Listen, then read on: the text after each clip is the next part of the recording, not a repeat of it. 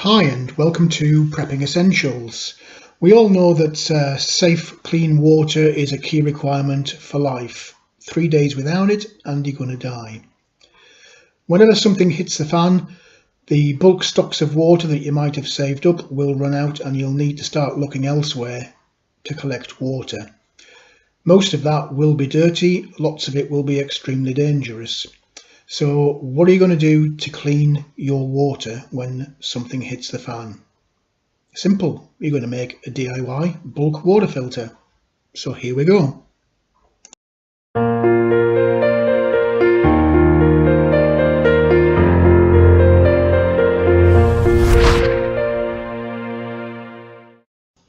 I've done a couple of videos previously on the subject of water. One of those was getting started with your bulk stocks of water. The other one was on how to find and filter and purify water. And in that second video, I did mention that lots of the filter methods only produced very small quantities of water, such as a life straw, and that it was possible to make your own bulk water filter system out of easily available items you might have around the home or that you could buy very cheaply. So the subject of today's video is just that, how to make a DIY bulk water filter. So this is what we're going to make. It's a DIY 3-stage water filter which consists of essentially 2 buckets, one on top of the other. The top bucket has 3 stages of filtration, so you put the dirty water into the top of that first bucket. It filters through the different layers inside the bucket, through a hole in the bottom, and the clean water gathers in the bucket on the bottom. So to make this filter, we're going to need a few items of equipment, and as it's made of buckets, those are the first things that we'll need. You can go as large or as small as you like for this, but for ease I've chosen 2-gallon or 10-litre buckets, both with lids. The buckets measure 11 inches across in diameter and 19 inches deep, or 18 centimetres diameter by 23 centimetres deep if you're into metric. You'll need a few other containers as well to gather together the ingredients that form the filter part of the system, and you'll see those shortly. Buckets similar to the ones that I'm using are easily available on Amazon or eBay. Alternatively, you could try going down your local bakery or fast food restaurant and see if they have any spare buckets. They quite often get the ingredients in this type of bucket, so rather than throwing them away, you could always ask them if you can have them. Next, you're going to need something to join the top bucket to the bottom bucket so that the water can flow down from the top to the bottom. I've used a 15mm tank connector coupling to do this. If you Google that on Amazon or eBay, you should easily be able to locate it. They're only £3, I think, from the local DIY store. This next item is actually optional. Whether you use it or you don't is entirely up to you, but it's essentially a tap spigot. You can put that into the bottom bucket so that you can easily drain water from the bottom bucket without having to disconnect the top from the bottom and pour it out. Just makes life a little bit easier if you want to use that, but you don't have to. Moving on to the ingredients for the filter system itself, we have a 10 kilo bag of sharp sand or building sand, whichever you prefer, and a 10 kilo bag of 10mm gravel. Both of these are readily available in your local builders merchants, and I think they're both less than £3 each per bag. The last of the 3 ingredients for our filtration system is this 2 kilo bag of activated carbon. Some people call it activated charcoal. Again, you can readily find this on Amazon or eBay, or even in aquatic supply centres, because they do use it for filtering fish tanks. Last few items that you're going to need The first of these is some kind of gauze, fine mesh. I actually just cut up an old piece of gauze from a bandage in the first aid kit for this. You're also going to need a handheld or mains powered drill, and then you'll need one or two hole boring bits, one to bore a hole for the tank connector, and a second one, if you are going to fit it, to cut a hole for the tap spigot. Please, when you're doing this, check the size very carefully of the screw-in parts for both the tank connector and the tap spigot. For example, the tank connector says it's a 15mm. That's actually the outlet pipe on that connector. It's not the diameter of the part that screws through the bottom of the bucket, which is in fact 26mm, not 15. So please do measure carefully. So I've dragged everything onto the kitchen floor so you can have one last look before we get started. We've got buckets to make the top and bottom of the filter system itself, and the tank connector to join them both together. We've got a bag of activated carbon, and then I've just poured into a couple of spare buckets the sand and the gravel. When it comes to measuring the ingredients, if you take one of the big buckets, the idea is that you're going to fill half of that bucket with the 3 layers of the filter system itself. So as a rough estimate, if you line through the bucket halfway and then divide that bottom half into 3 sections, and you fill each of those 3 sections with each of those 3 ingredients. Well, it's time to start putting together the filter bucket system, but I wanted to put this little insert in just as a quick reminder before anybody starts drilling any holes. Please measure twice, cut once. Check the size of the fitting that's going to go through the bucket before you cut the hole. I'd hate for you to cut a hole and find you've cut it too big, too small, or whatever. Okay, so we've got both of our buckets on the kitchen floor. We're ready to make a start. We've got the drill with the correct size pre-measured drill bit in it, and we're ready to start drilling holes. So we take the first bucket, turn it upside down, and the lid, turn that upside down and place it onto the base of the bucket, and then with the drill we simply get a centre mark and drill the hole through both the lid of the bucket and the bucket itself. It shouldn't take too much effort. Just make sure that you clean off the edges on both the lid and the bottom of the bucket itself. We can now use the tank connector to join together the bucket and that lid. So with a bit of wrestling off camera, I've got the bolts pushed through the bucket with the threaded end sticking out of the bottom. I've now got to get the lid of the bucket over the bolt threads. It is quite a tight fit, but then it wants to be to stop the water leaking out. And with a bit of wrestling and twisting, eventually it gets itself on there. All I then need to do is to get the nut end of the tank connector and thread that on to the bolt and tighten it down to firmly fix the bucket lid to the bottom of the bucket. So as I said earlier, there is an option to fit a tap to the bottom bucket. I'm going to show you how to do that now. I've got my tap and just figure out where to place it. As I said before, when fitting the tank connector, make sure that you double check the size of the pipe that's going to go through the bucket, and make sure that you get the right drill bit to do that. So it shouldn't take much effort to go through the plastic. Again, just make sure to clean off the edges, ready for when you put the tap on, so that we don't have any leaks. So we've got our hole drilled. All we need to do now is to fit the tap itself. push that firmly through the hole. It'll be a tight fit, but it will go in with a bit of brute force and ignorance. We then need to get the washer and the nut onto the end of the bolt inside the bucket. The washer again will be a little bit of a tight fit. A little bit of a top tip there is if you use the tap and screw the tap holding the washer at the same time, the washer should thread itself onto the bolt quite easily.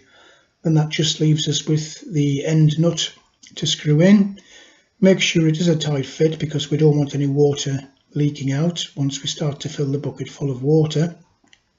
And that's how it looks, all fitted and ready to go. So we've got our bottom bucket ready, we've got our top bucket, we just need to fill that with the various materials, and we'll see how we do that shortly.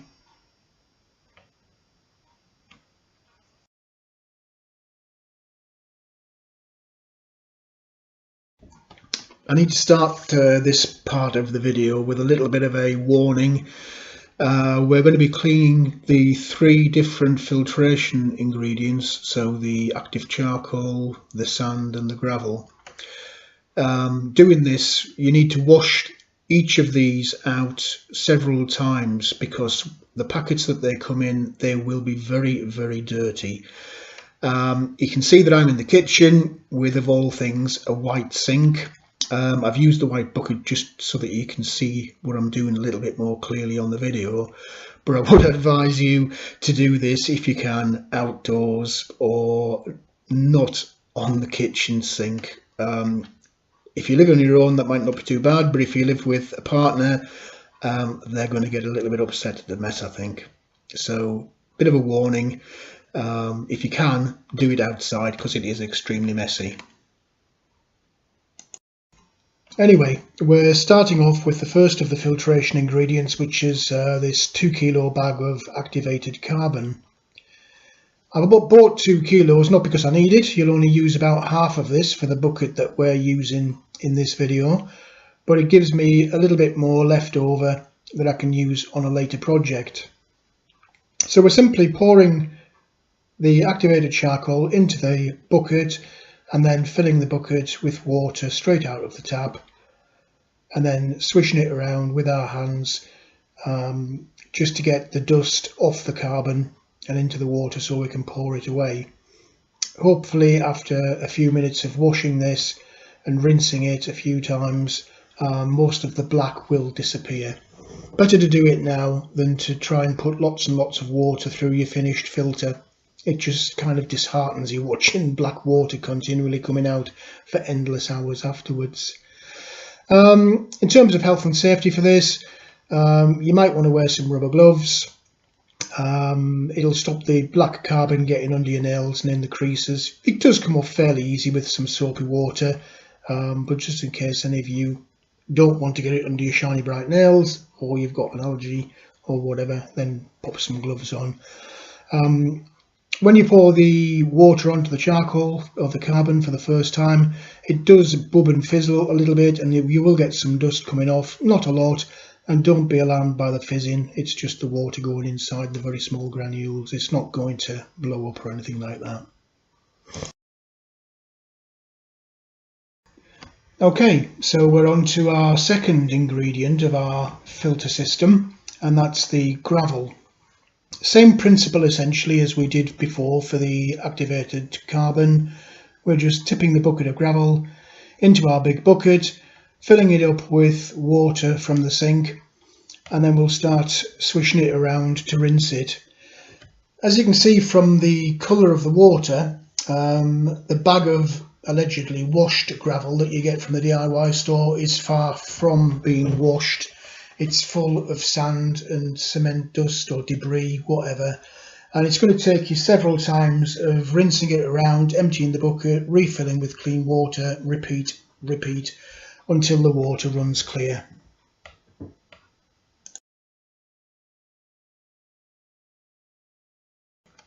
So now we're on to the third and final of our filtering ingredients, which is the sand. Same principle as for both of the previous ingredients. We're tipping the bucket of sand into our big bucket for washing. So fill it full of water from the tap and start stirring it around inside the bucket. As you can see from the colour of the water, just like the gravel and the charcoal, when it comes to you in its bag, it will not be clean. It'll be dirty and full of lots of contaminants.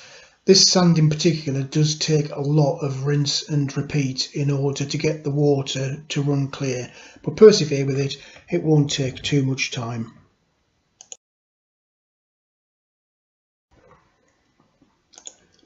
So here's our final ingredients all washed and ready to go. We've got the washed gravel, we've got the washed sand, the washed activated carbon, and then we've got our filter buckets, top one with the removable lid.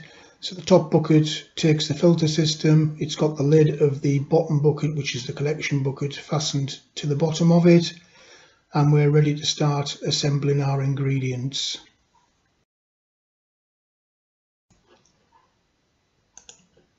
So we're ready to start assembling the filter ingredients, and the first thing we need is a piece of fine gauze. It's a mesh that we're going to put over the tank connector that connects the top to the bottom bucket. We're doing that to stop the ingredients falling down and blocking the actual tank connector tube. Starting off with our 3 layers of ingredients, the first one to go in is the activated carbon, starting in the middle on the top of the tank connector and then working around gradually to fill the sides of the bucket. You'll remember I said I had 2 kilos in there. I was only going to use half of it. We want to end up with the filter bucket half full of ingredients, so you're roughly 1/3 of each ingredient to get halfway up the bucket. Next ingredient is the sand. A little bit more difficult to pour this because it's still wet from having been washed. Unlike dry sand, it doesn't want to pour out. So again, starting in the middle of the bucket above the tank connector, filling it up and gradually working out towards the edges. And again, we're looking for roughly 1/3 of that bottom half of the bucket. It is a bit messy this, and you might want to cover the floor with something.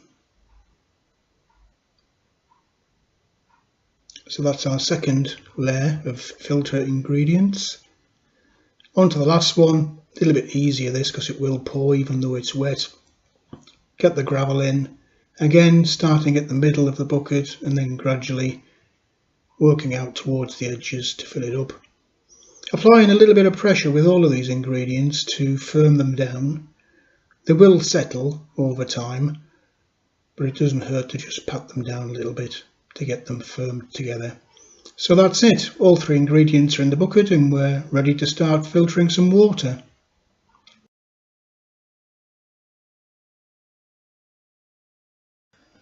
Unfortunately, I don't have a convenient river or pond to grab some water, so I've been out into the garden, and fortunately it has been raining quite a bit lately, so I've got quite a lot of pools of dirty water in the garden, and I've scooped quite a bit of that up into a few litre Coca-Cola bottles, and I'll use that to run through the filter.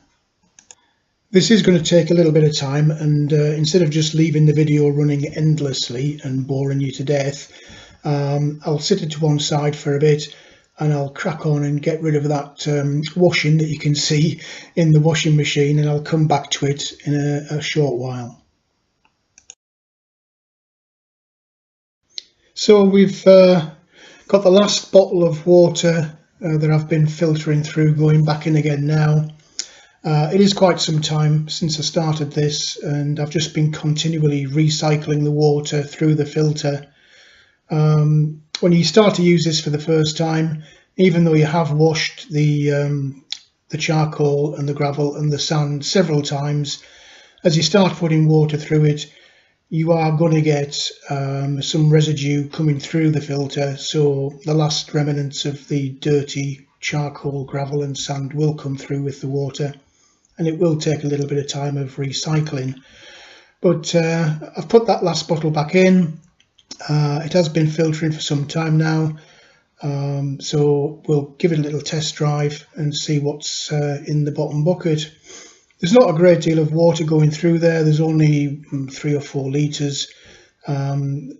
So the tap being placed slightly high on the bottom bucket, I do have to tilt it in order to get the water to come flowing through. That won't be an issue once that bottom bucket fills up a little bit more full, but as you can see, the water is now running clear. I'll pop it back in again and just let it all cycle through, and that's it. Job done. So if you fancy having a go at making your own 3-stage water filter, then that's how to go about it. One final point on this, just to remind you, it is a filter. It's designed to take out particulate matter. It'll get rid of odour and bad taste out of the water, but it doesn't mean that the water is pure. You're still going to have to purify it in some way in order to have it for drinking water. Easiest way, of course, is to boil it on a rolling boil for 3 or 4 minutes.